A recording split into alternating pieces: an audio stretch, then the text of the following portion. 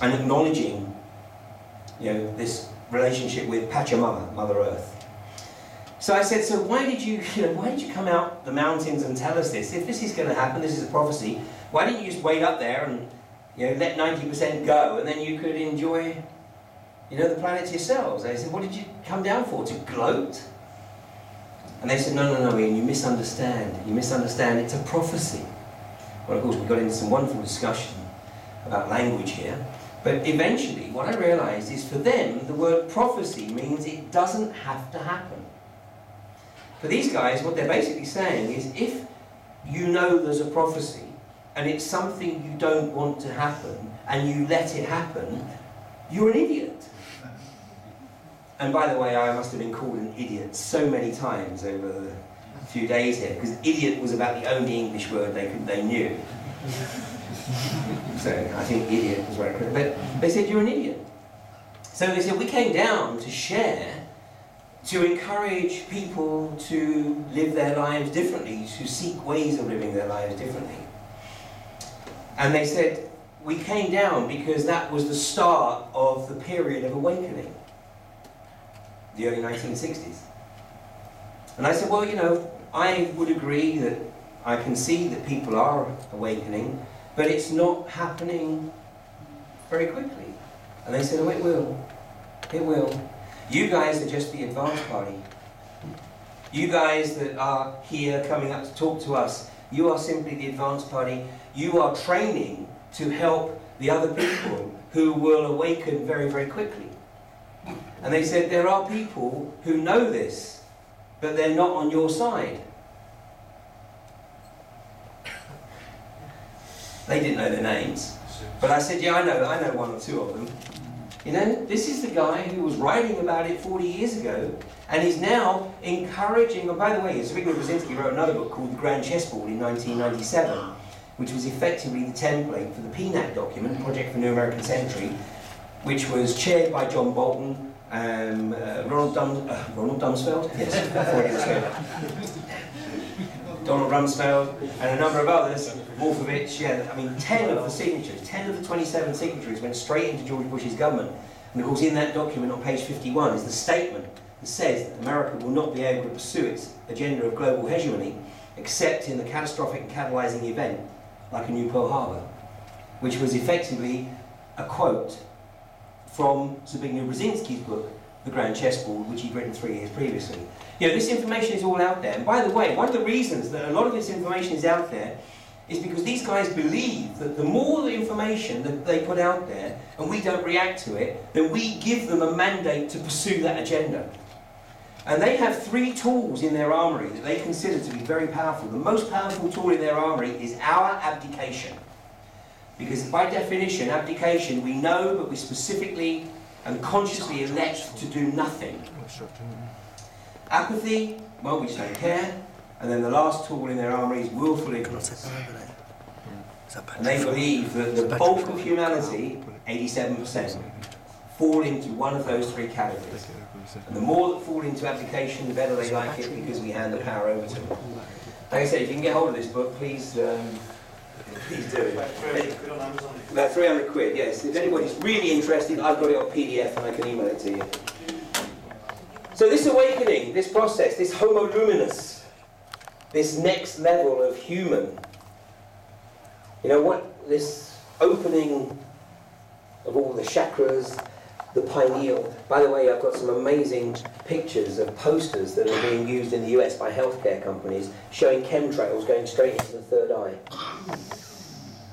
Incredible. Shutting down, whatever. Anyway, I said to these guys, I said, so, what is it? What is it that's going to trigger this mass awakening? And they said, solar storms, which are scheduled to kick in October 2011 and run right through until the middle of 2013.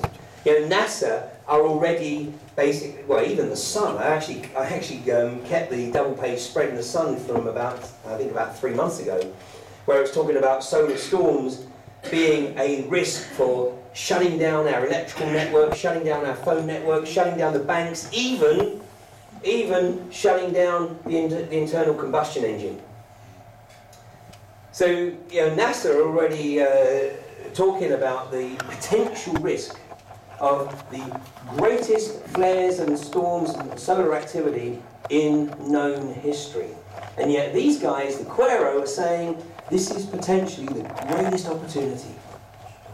So I said to them, okay, I understand that potentially is an opportunity. I said, but what about all the damage, and what about all the shutting down of the various grids, the electrical grids, the phone grids, the internet and everything else? They said, you won't need it. They won't need it, because this will open up your awareness to a completely different relationship with your environment and with each other. So I said, so will this opportunity be available to everybody? And they said yes, but then they burst into laughter, and I kept hearing the word idiot over and over again. And I said, okay, so tell me why I'm an idiot. And they said, well, because everybody will have this opportunity, but not everybody will take it. And I said, well, why not? And they said, because some people will say, oh, I'll just go back and get my phone, or my computer, or my wallet, and the opportunity may be gone.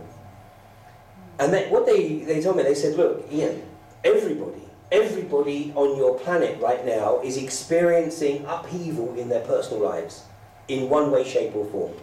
Whether it's relationship, health, finance, something is causing them upheaval. And in some cases, it's one problem after another. And they said, this is all training, it's all education to encourage people to learn to be able to embrace the change. Now, there's a wonderful piece of Zen Tibetan wisdom that says that the greatest challenge that anybody can offer the soul development of another is to be their enemy. So, I reflected on these discussions that I was having with these guys, and consider this, perverse though it seems, consider the possibility, and I'm not suggesting for one moment this is done wittingly, but let's consider the possibility that those who are driving this pernicious agenda against humanity are doing us a massive favour.